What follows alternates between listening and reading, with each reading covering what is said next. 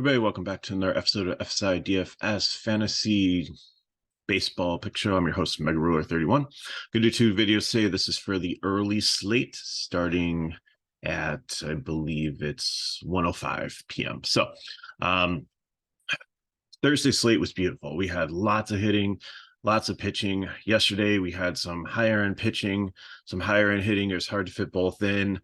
Had a good night, nothing great. This first slate it is more of the same. You got some really good pitchers, got some really good hitting situations, not a ton of value to fit in. So gonna work through it and see what we can do for you. So first game, we have Blue Jays and Yankees, Manoah and Cole. I think Cole is definitely going to be one of the top pitchers on the slate here against the Blue Jays, even though Bichette, Guerrero, and Chapman have been hitting very well. Bottom of the lineup has struggled a little bit. So Springer, he had a couple hits yesterday, but hasn't been great this season. Wind blowing in at 13 miles per hour, so that should help a little bit, keep the ball in the park. And Yankees against Manoah. Manoah struggled a little bit, but I think the Yankees are not the A lineup. Struggled last night after putting up 9 runs the day before, and there are strikeouts in this lineup, so I think Manoah is in play as a cheap SP2. Bat wise, I think New York, I like them if you can, because they are a little bit cheaper with some of the major guys out. Against Manoah, and Toronto, I think is definitely a leverage stack. Washington and the Twins, another cold game there, wind blowing up 14 miles per hour. Chad Krul, no thank you. Pablo Lopez, highly interested. Probably gonna be my SP2 on the slate, and maybe my SP1 if I am trying to pay up for bats. So Washington, I think it's just a leverage stack. I think Lopez will definitely have some ownership. And Minnesota, I love because they are so cheap and they make most of your stacks work. Dodgers and Cubs, Wrigley Field. Cubs exploded last. I think they scored like 12 runs, and Dodgers didn't put up anything.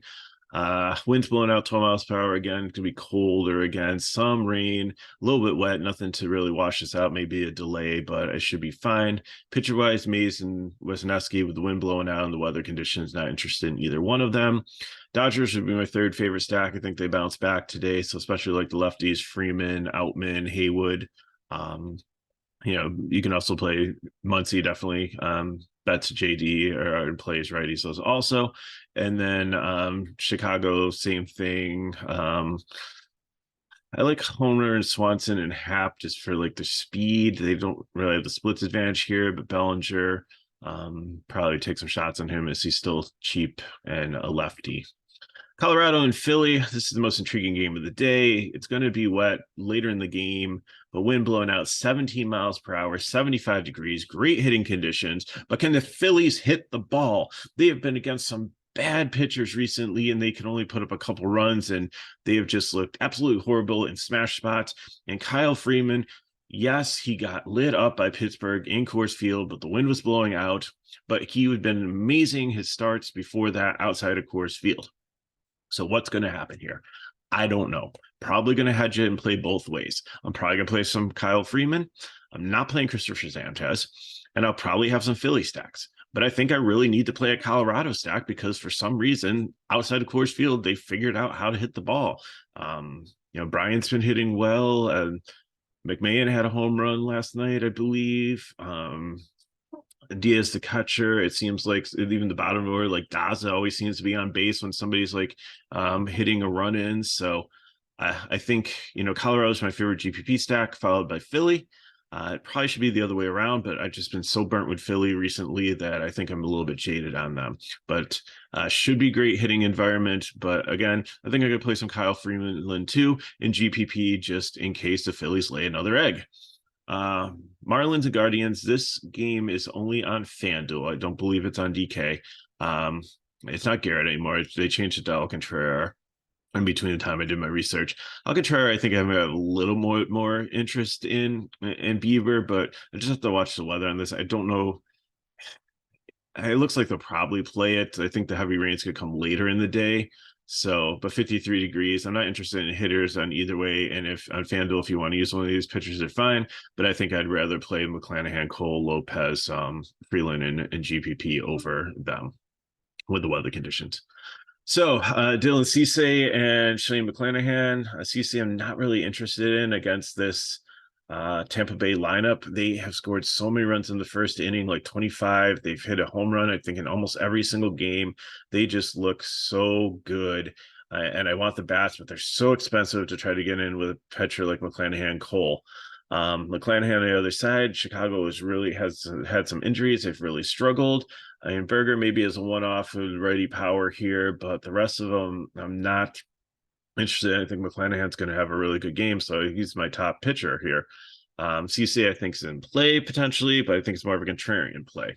Bat wise, I'm not really interested in the White Sox unless you're playing a leverage stack. Like I said, I like some of the power righties like Berger, maybe Vaughn, maybe Roberts, maybe a 3-man stack. I don't know if I can get a full 5-man stack out of them. And Tampa Bay, I love them, but they're so expensive. I might need to do some wraparound, like play Walls at the bottom lineup if he's in. Mayer at the catcher is usually pretty cheap. But like to get low, Arozarena, Franco, and Josh Lowe, the outfielder, in is just very, very expensive. Mets and San Francisco, Peterson against Webb.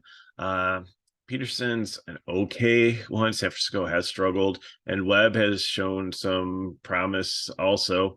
There are some lefties in this lineup here, and I think both pitchers are in play if you're playing GPPs, but I don't love them in cash. Mets make a good GPP, especially like focus on the lefties. I'd probably go like Nemo, Lindor, still throw Alonso in there, McNeil. I'm not sure if Marte's going to be back in or not. If some lefty moves up, Beatty, if he moves up, a wraparound really hasn't done much, but has some potential. And then San Francisco, the righties, but then again, like they're always pinch hit risk. If a righty comes in, then you're probably going to see some of these guys hit the bench, and especially like Ruff and VR. You'll probably see some of the lefties come in off the bench to replace them. So I believe that's all the games on that slate. So let's look at the lineups. Like I said, I'm going to take Lopez as my cash pitcher. I'm going to try to get in as many Tampa Bay guys as I can. I think the core guys I want are Lowe at second base, Franco at shortstop, and J-Lo. Not Jennifer Lopez, but Josh, I believe it is, Lowe, the outfielder, allow, however it's pronounced. I apologize for that. And then Minnesota makes this happen, like Kepler, Larish, Gallo. They're so cheap that you can fill them in. You might have to punt catcher here and make it work for your SP2. Again, Lopez is a midpoint. Try to go Kohler, McClanahan in if you can. If not, Webb works. Or if you need to go down with Manoah, if you're on full stack, Tampa Bay or Peterson, then that's going to work for you. GPP, like I said, give me Freeland, give me Colorado. I'm going to fill in with the Yankees. They work really well together here. If you want to go Philly, I'm perfectly okay with that.